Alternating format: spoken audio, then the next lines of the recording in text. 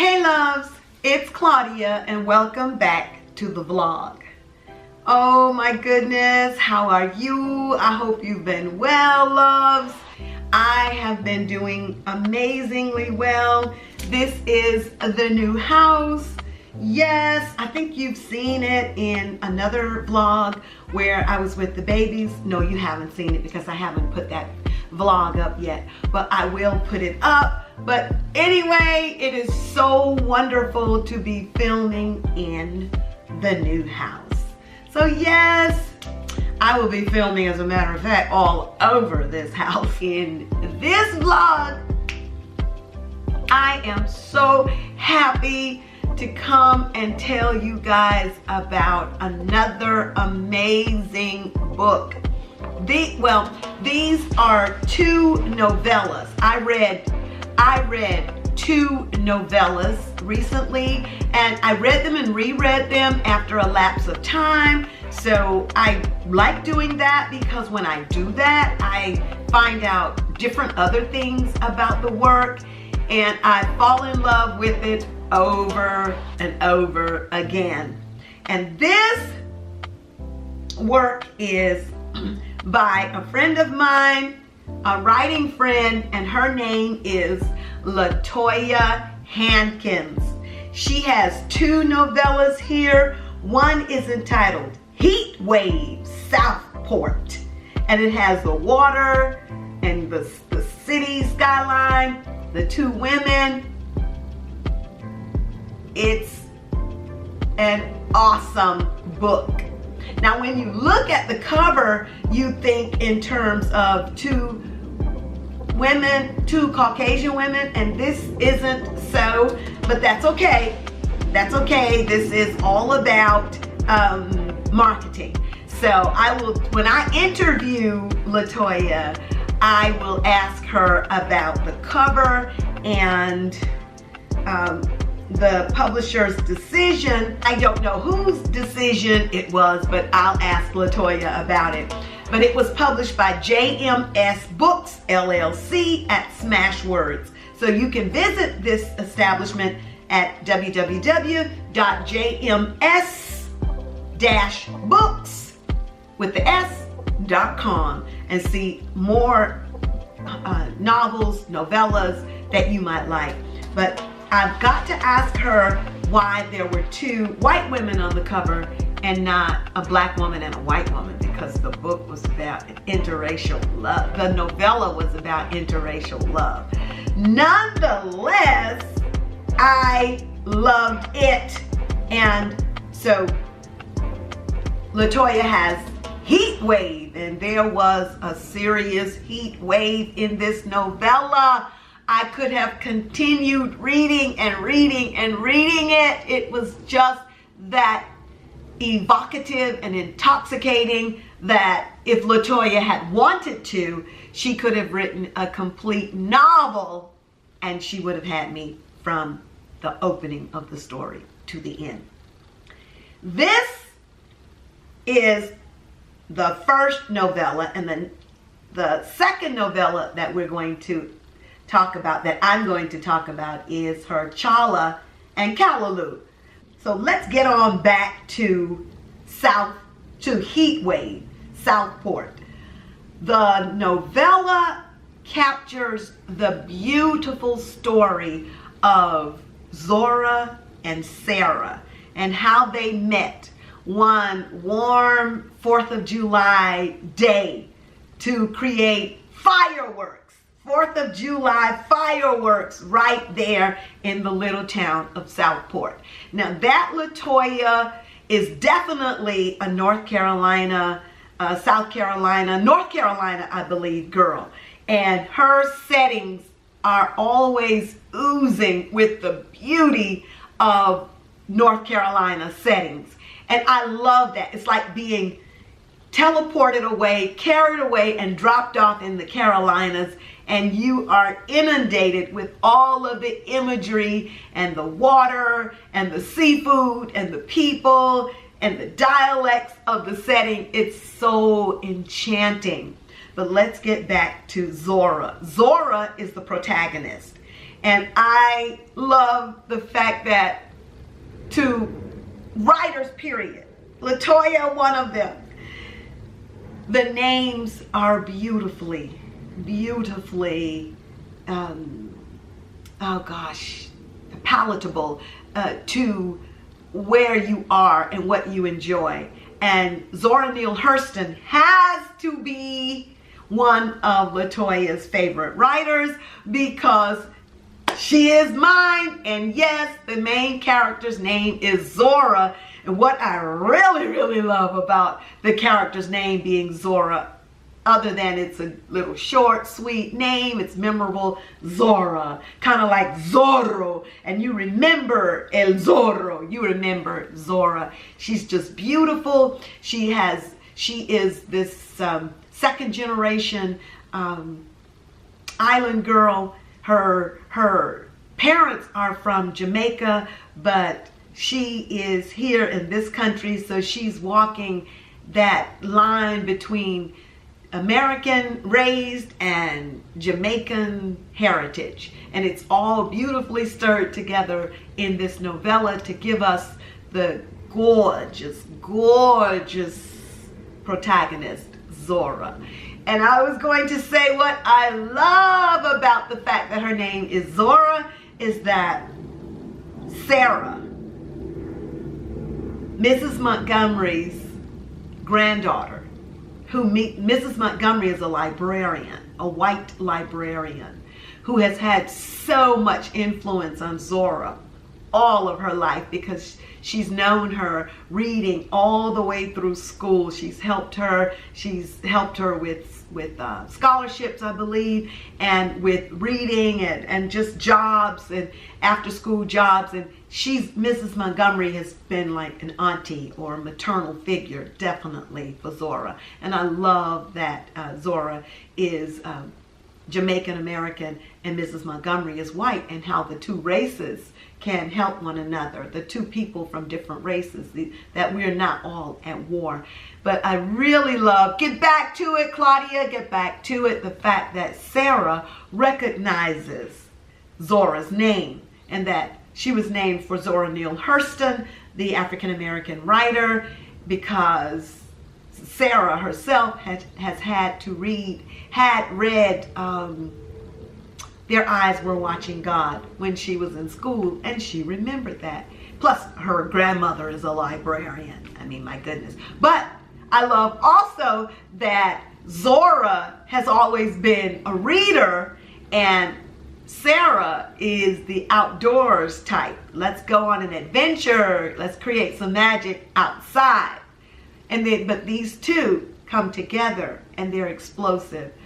La Toya did a wonderful job painting the picture of how two people can be just walking through their daily lives, and then shoom, we meet, and oh my goodness, hello, raspberry lips, gorgeous shape, beautiful hair, sparkling eyes, and woo, hello, who is that?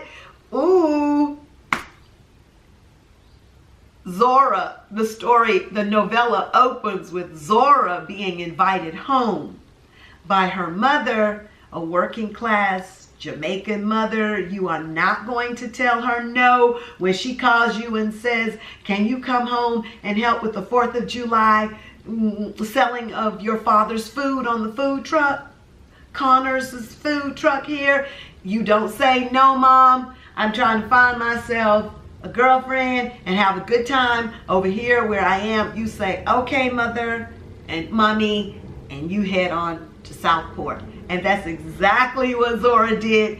And ooh, if that chocolate cutie, as La Toya, as she's described in the story, if that chocolate cutie had not gone home to help out with the family's food truck and selling food for the 4th of July in Southport, she would not have met that little sassy, juicy, intelligent Sarah.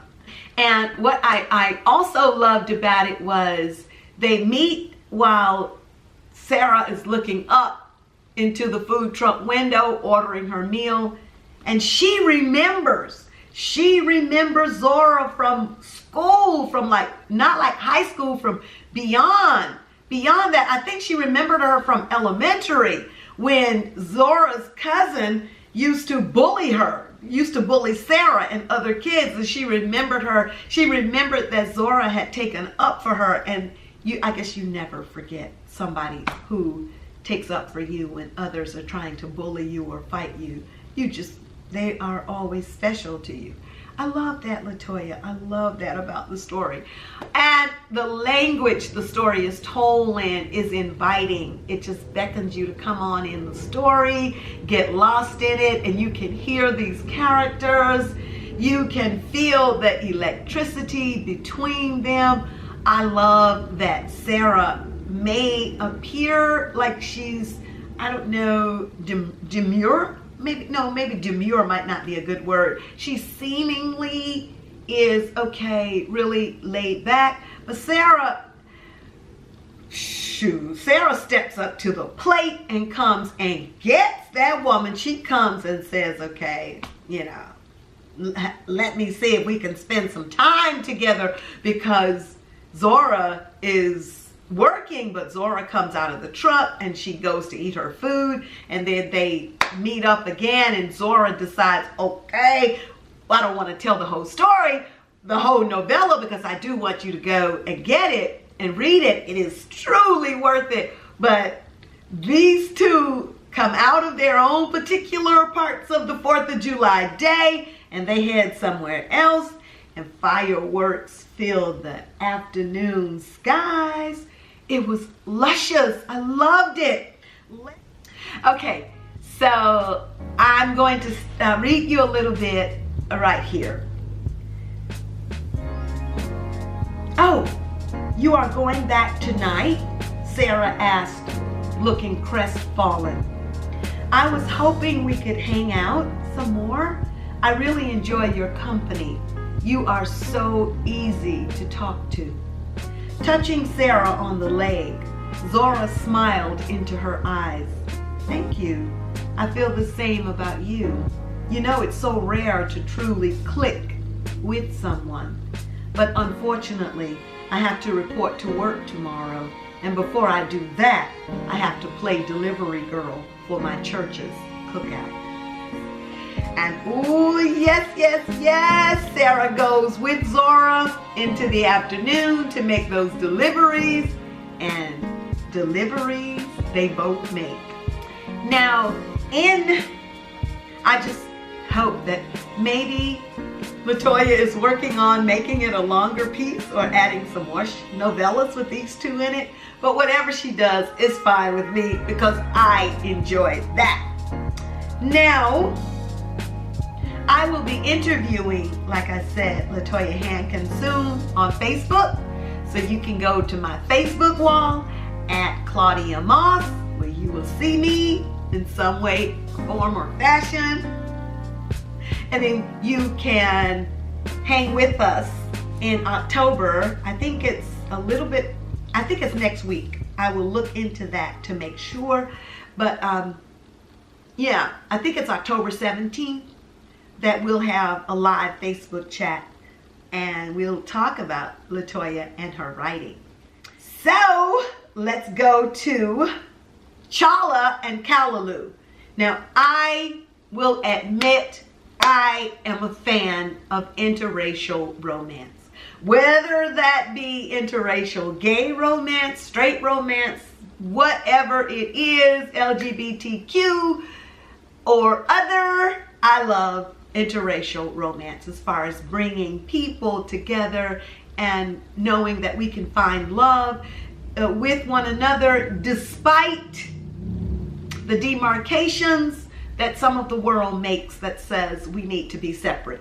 Like, oh, you're too black, you're too white, you're in a different religion, you're in a different political sect, and we can't get together. No. Excuse me, CHALLAH is the Jewish flavor, because Patricia Goldman is Jewish, and the CALLALOO is Leah, the Jamaican flavor, coming together to create this savory romance between these two women. And I also love the fact that Leah and Patricia are age gap lovers. Yeah, because Patricia, the Jewish one, is older than Leah, the Jamaican American. That has its own particular excitement and electricity with it. Plus, to have a lover who has no children, and then you have children, that makes for great reading as well, in the stirring of the fictional pot, because Leah has a daughter and Patricia will have to get to love Leah's daughter, but I'm sure she loves her because they take time to know one another before they are married, and in the story culminates with their marriage, or they're preparing for their wedding, but they have been together for several years. So I know Patricia has had ample time to know Leah's little daughter and to feel the way that she does about her, like this is my own daughter. Love, love, love the story. I also love the fact that these two women are entrepreneurs. They're business women, and they come together as powerful elements, helping one another, because Leah is looking for a job when she meets Patricia. Patricia is interviewing her, and then of course things happen and they are both entrepreneurs. I love that, because women should be entrepreneurs. They should work together. They should be able to be the boss in their lives, the boss of their lives. And on the front of the novella are the two words, love wins. Every time, folks, love will win, no matter what the waging war is. No marriage, gays should not marry, lesbians should just, I don't know, have commitment ceremonies. No, no, no, no, no, no. Love will always win. And as some people like to say, love is the only thing manifesting here. Everything else, we are sending love in the wrong direction. We are making choices because we have free will, but love ultimately wins. And I love that fact in this story and all of La Toya's stories. And I have read, I think, almost everything, guys. Okay, loves. I found a spot that I want to share with you from CHALLAH and CALLALOO, the novella by La Toya Hankins. The women are out together in a restaurant for their first official date, and they are noticing that probably the people or the wait staff is a bit shocked by them, because it takes the staff a while to get over to them, or someone to come over and take their order. While Patricia assessed the room, Leah basked in her appearance. At work, Patricia either wore her hair up in a slick bun or pulled down in a chignon. Her clothes were often solid colors, ranging from navy to burgundy to gray. Tonight, Patricia's hair cascaded to the shoulders of her violet and teal printed dress. Leah admired how the light danced with the reddish highlights of her mane. Patricia's eyes beamed bright behind her glasses, and her exuberant smile had been on display often as they chatted and waited. Sitting here looking at Patricia, Leah felt fluttery. This wasn't the first time the two of them hung out at night, but this time was different. It was just them, alone, at a romantic restaurant. For so long she had wondered what it would be like to be in this situation, and now that it was here, she didn't know how to act. She was so happy. She wanted to break out in an interpretive dance, but her heels would probably make that difficult. Instead, she said the same thing aloud she had been saying to herself for the past 30 minutes. I don't know if I told you already, but you look so good tonight. I love that color on you. Purple is my favorite color, and you are really doing it justice tonight, Leah said. And of course, Patricia is like, yes, and she's blushing softly. But the story is, the novella is the bringing together, the merging together of women in love, different cultures, different religions, because they've got to Leah Tubman, like Harriet Tubman. I love that Leah's name was Leah Tubman because she is an innovator.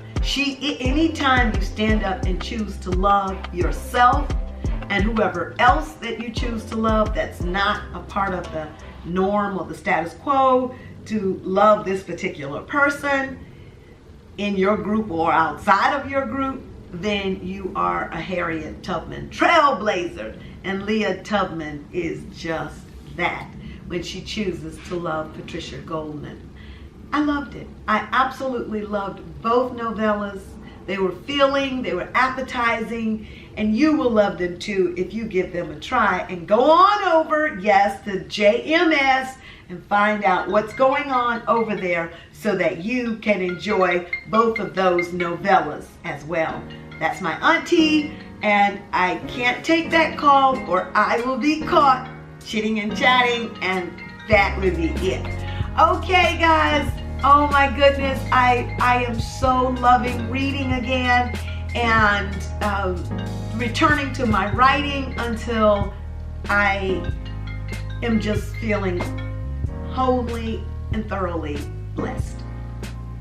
Yes, I am, wholly and thoroughly